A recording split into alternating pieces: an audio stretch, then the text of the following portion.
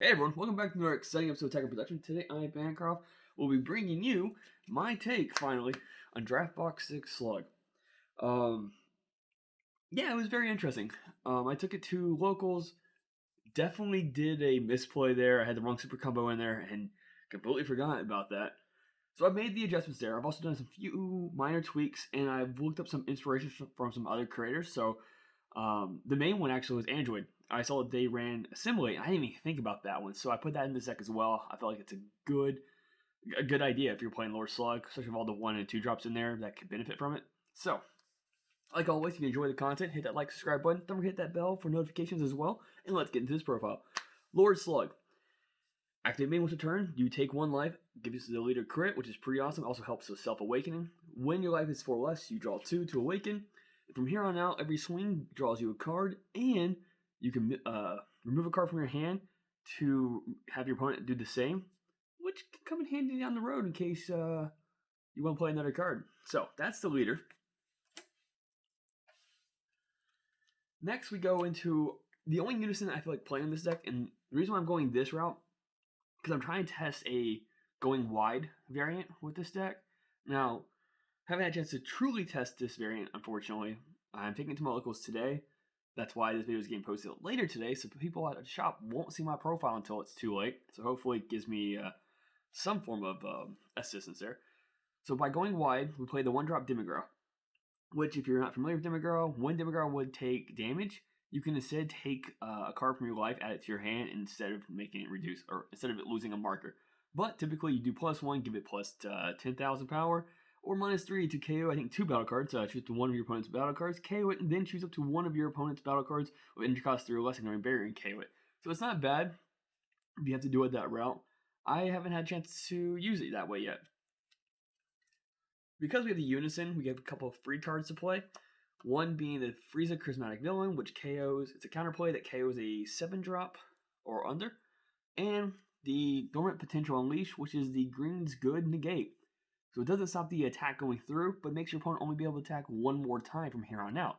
Also, discarding a card to do its effect, you may choose battle cards up to energy cost of 2 on your opponent's side of the field to put them in their drop, pretty much, which is pretty nice. Also, yeah, that's it. So that's the one way of starting turn 1 of this deck, which is Unison, give it plus marker, activating the counterplays and negates, which is pretty awesome. Other turn 1s for this deck, Wings for 1 energy, which is an amazing card in itself because Wings reduces the energy cost of Slug Armor cards in your hand by 1. So from here on out, anything that's not a specific energy cost has 1 less. Another one to start to turn off is Lord Slug Evil Invader. When this card is played, you draw 1 card, but that's not why you play this card. You play this card because of the activate main. For 1 yellow energy, so ideally if you play this on turn 1, this is your turn 2 play.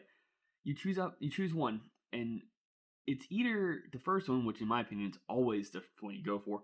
Choose up to 1 Slug's Armory card with original energy cost of 3 or less in your hand, play it, then place this card in its owner's drop area. Or you can choose 1 card in your opponent's battle area and switch it to rest mode. I mean, it doesn't ignore barrier, so I've never used that second option there. The cards that you play on top with this top effect, the 3-drop Lord Slug Agent of Destruction, which, when played, your opponent chooses 1 card from their hand, places in their drop area, also once per turn for 1 green energy. So, if you happen to do this turn 1, then on your turn 2, you charge a green energy, use its effect to play that, use this card's green effect, choose 1 Slug's Army card with energy, in your hand with original cost of 3 or less, other than Lord Slug Agent Destruction, and play it. Our go-tos typically would be the 3-drop Angela. Crit, but not only that, with Bond 2, when this card swings, your opponent has to choose 1 card from their hand and place in the drop area. So it stops your opponent from gaining a card from their life, and it makes them discard a card. It's a beautiful combo.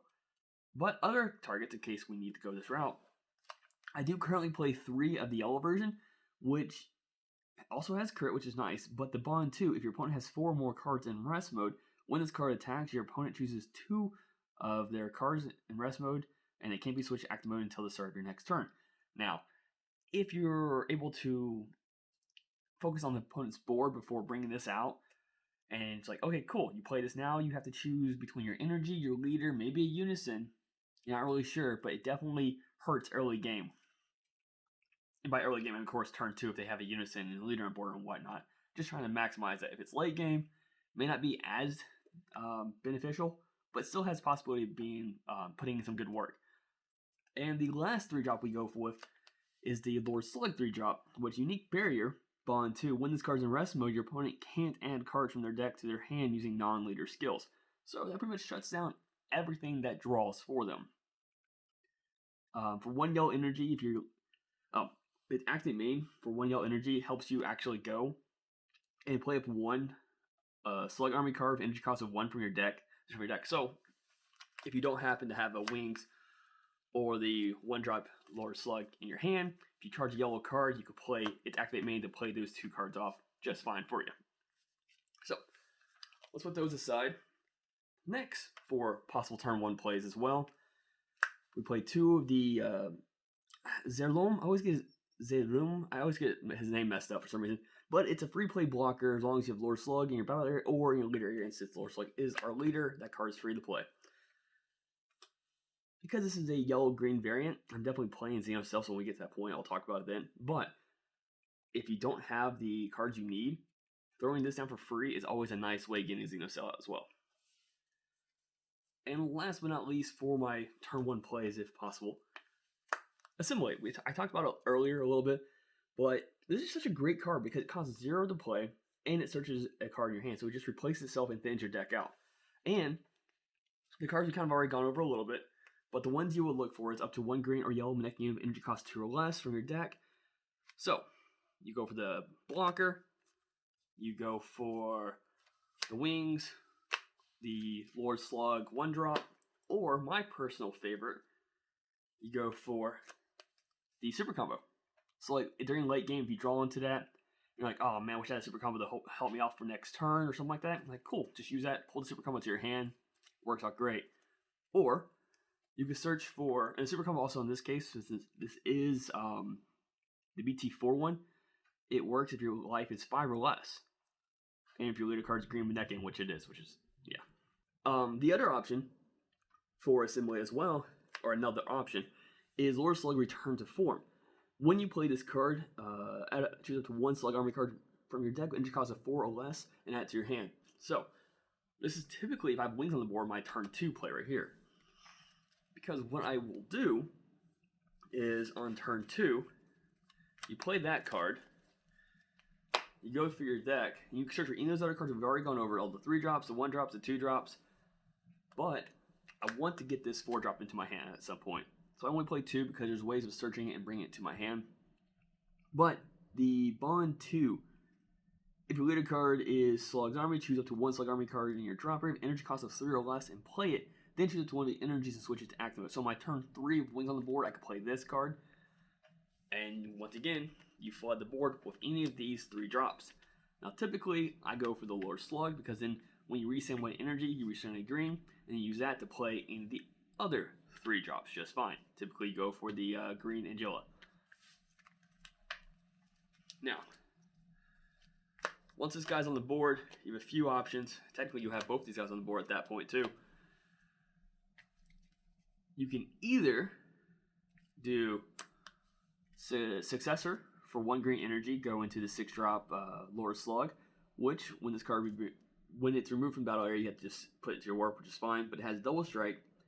But the Bond 3 auto, if your leader card is green, when this card attacks, choose 1. Choose up to 1 of your 1 card in your opponent's hand and discard it, or choose up to 1 of your opponent's battle cards and rest mode and KO it. So it can either clear problem cards, or it can clear help thin out your opponent's hand. Another option, using 2 energy to evolve the 4-drop into the 6-drop Slug from BT4, which 2 energy, place 1 card from your hand to your drop area. And then Bond 3, the card from correct, choose 3 cards from your opponent's hand, and place them into the drop area. So it helps also thin the deck out. Now, if for some reason you're playing against a deck that likes to stall and is trying to hold you out, sure, let's say turn 5 it is. Swing of Angela, make them take crit, discard a card from their hand. Then you evolve into this one. They have to discard 3 more cards. You use Leader's Effect to discard a card from your hand to make them discard another card. if you have the battle cards in the field for 1 energy, play him. Swing with this card into like a battle card or into a Unison, so you're not trying to get your opponent resources, but it also gets rid of another card there. And then on turn 5, Xeno Cell. Now, granted, in all my testing that I did, I could totally get Xeno Cell out on turn 3 if I wanted to, or 4, just no problem. But if you can hold out on turn 5, go right ahead. But in my opinion, I like this deck to go really wide, very quick, and take them out by turn 3. Other techs that I put into this deck is I've only run 2 of the Son Goku Power of Legends because there's so much deck thinning and extra forms of ways to draw with this deck. I feel like 2 is enough. I've seen it every time so far. And then I also go 2 of the not even a scratch negates, which is a normal negate, but activate meaning for 1 energy. Send this card from your drop area to warp, draw 1 card. I saw that Andrew was also playing that, and I was like, that's not a bad idea for a deck that I remember having trouble with in the past with hand control, maintaining its hand. And through the testing, I felt like I constantly had plenty of cards in my hand. So this is my take on it as of right now. I'm definitely still tweaking it, like I'll be playing it tonight, but any suggestions you all have would be definitely appreciated. So please let me know in the comments what you think and ways to make this deck better. And if you're playing Lord Slug, let me know what your tech is so I can kind of compare it to mine and test with that as well. But like always, thank you for tuning in. Hope you all enjoyed our content. Don't forget to like, subscribe, and yada yada stuff I said in the beginning of it. So we're going to just go on to the end. Like always, read your cards, know your plays, and fluff out.